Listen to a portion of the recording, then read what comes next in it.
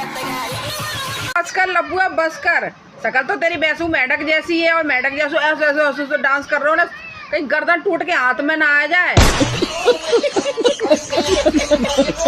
सीमा हैदर की बेटी को नागरिकता नहीं मिल सकती, सताई नागरिकता नहीं मिल सकती। वजह भारतीय नागरिक कानून अधिनियम धारा 3 कहती है 26 जनवरी 1950।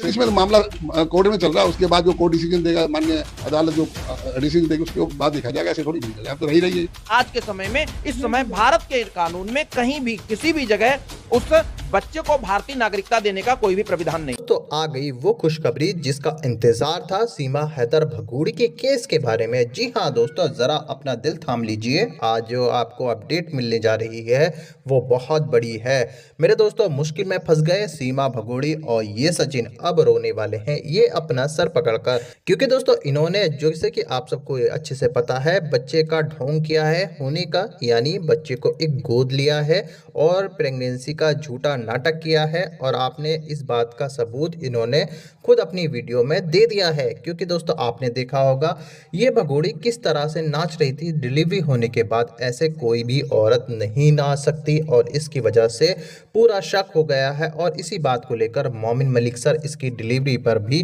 केस करने जा रहे हैं एक बहुत बड़ा, जिसकी वजह से इसकी जांच होगी और इसकी वजह से, इसके झूठ की वजह से ये बुरी तरीके से फंस चुके हैं दोनों के दोनों। दोस्तों अभी मैं आपको जो वीडियो दिखाऊंगा उसको देखकर आपको हकीकत की पता चलेगी और आपको भगोड़ी का सच जानने को मिलेगा। मगर दोस्तों ये वीडियो दिखाने से पहले मेरी आपसे गुजारिश है, आज का मेरा ये वीडियो पूरा एंड तक जरूर देखना। और अगर आप मेरे चैनल पर नहीं आए हो, चैनल को जरूर सब्सक्राइब करना, साथ में इस वीडियो को ज़्यादा लोगों में शेयर जरूर करना। चलिए दोस्तों, पहले आप ये वीडियो देखिए, फिर आकर मैं आपसे बात करता हूं।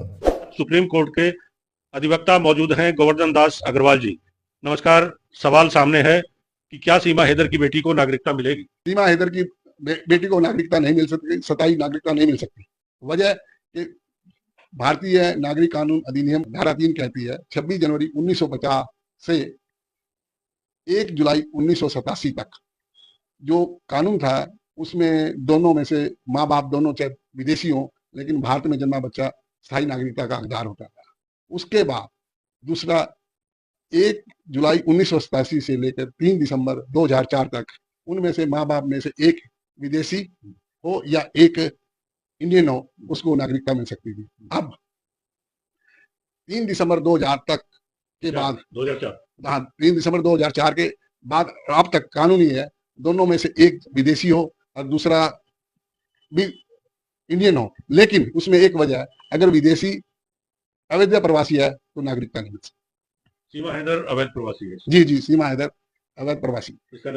इसका नतीजा है बच्ची को सिटीजनशिप नहीं मिलेगी। अगर बच्ची को सिटीजनशिप नहीं मिल पाती तो क्या सरकार के पास ऐसी पावर है कि वो दे सकें? क्योंकि उन्होंने अप्लाई किया था, राष्ट्रपति के पास भी पहले अप्लाई किया, या अब ऐसी कोई प्रावधान है कि भारत सरकार कोई ऐसा स्थायी नागरिकता दे सकती है या कोई दूसरा ऑप्शन? भारत सरकार विशेष परिस्थितियों में स्थायी नागरिकता दे सकती है दोनों, जब इनमें दोनों माँ बाप अगर वो अप्लाई करते हैं और भारत सरकार ठीक समझती है तो स्थायी नागरिकता दी जा सकती है। दूसरा प्रोविजन एक और है, उसको लॉन्ग टर्म वीजा दिया जा सकता है, लेकिन नागरिकता नहीं मिलेगी अपने आप, लॉन्ग टर्म वीजा ही रहे। कितना लंबा हो सकता है ऐसा वीजा? ये तो मैटर ऑफ ये कह लो आप उसको, कंसिडरेशन है।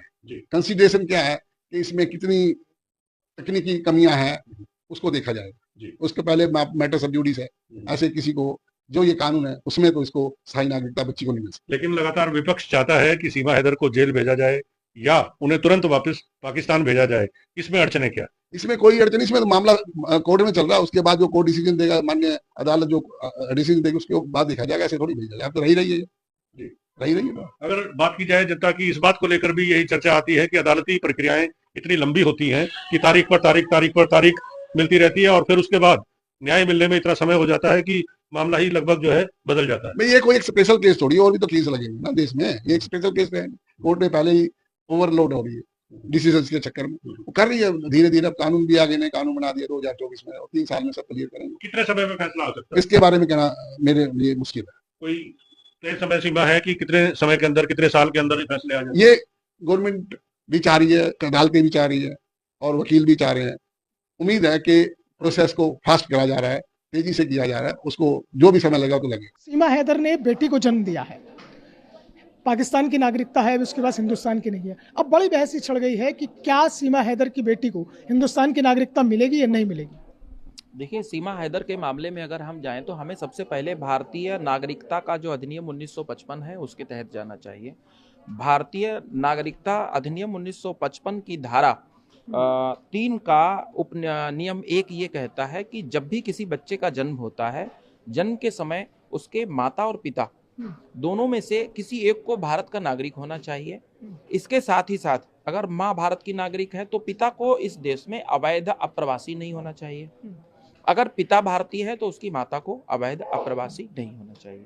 सीमा हैदर के मामले में जो पूरा अभी तक का जो लब्बुलुआब है वो ये है मोहसिन जी कि सीमा हैदर हमारे देश में प्रवासी नहीं है। सीमा हैदर अवैध रूप से भारत में आई, वो नेपाल के रास्ते से आई।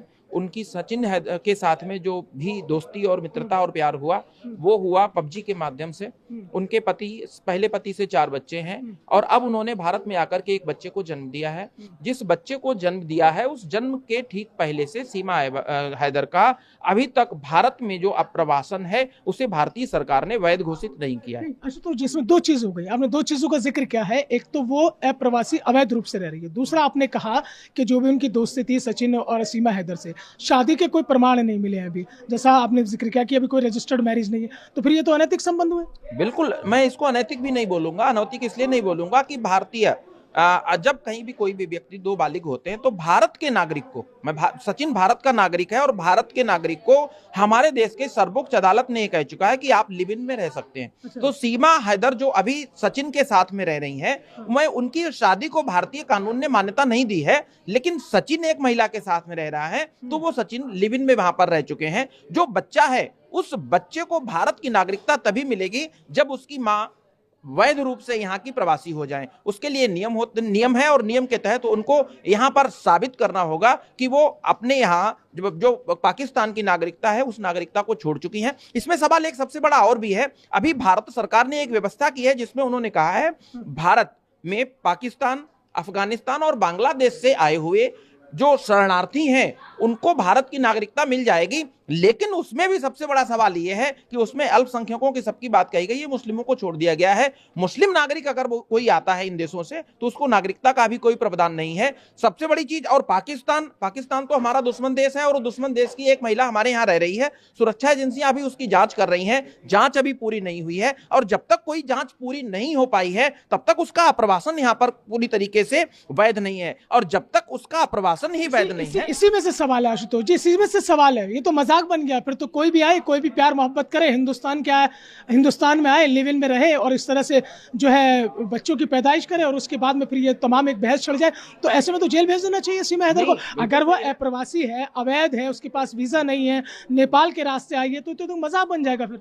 ये तो बिल्कुल सही बात आप कह रहे हैं। मैं तो इस बात का पहले से ही पक्षधर रहा हूं कि एक व्यक्ति जो दुश्मन देश से यहाँ पर आया हुआ है वो आकर के 1-2 नहीं करीब 1.5 साल से ऊपर से समय से वो यहाँ पर रह रही है। सुरक्षा एजेंसियां उस समय जबरदस्त सक्रिय हुई, उसकी जांच भी हुई कई बार। अभी ट्रंप ने तो बहुत अच्छा व्यवस्था की, उन्होंने, हम लोगों ने उस पर हो हल्ला भी मचाया था और कहा था कि हमारे देश में ये लागू क्यों नहीं होना चाहिए। तो वो चाहे किसी भी देश का हो, मैं पाकिस्तान की ही बात क्यों कह रहा हूं, अप्रवासी अवैध अप्रवासी है और अवैध अप्रवासी किसी भी तरीके का हो उसको डिपोर्ट करने की जिम्मेदारी भी बनती है भारत सरकार की। हालांकि अभी सचिन और सीमा के मामले में मानवीयता के आधार पर उसको हो सकता है यहां पर रहने दिया गया हो, लेकिन उसकी जांच अभी खत्म नहीं हो गई है। एलआईयू की टीमें आज भी उनके इर्द गिर्द रहती हैं, उनके मोबाइल फोन्स की चेकिंग आज भी होती है, उनकी डिटेल्स आज भी चल रही है, कोर्ट में उनका मामला चल रहा है। अब अगर कोर्ट में मामला आता है और सीमा हैदर को पाकिस्तान भेजने की व्यवस्था की जाती है तो कोर्ट को यह तय करना होगा कि जो बच्चा भारत में जन्म लिया है वो सचिन के साथ में रहेगा या फिर सीमा हैदर के पास जाएगा। लेकिन अगर आज की डेट में अगर सीमा हैदर के बच्चे को भारतीय नागरिकता देने की बात कही जाती है तो मैं कहता हूं कि आज के समय में, इस समय भारत के कानून में कहीं भी किसी भी जगह उस बच्चे को भारतीय नागरिकता देने का कोई भी प्रावधान नहीं है।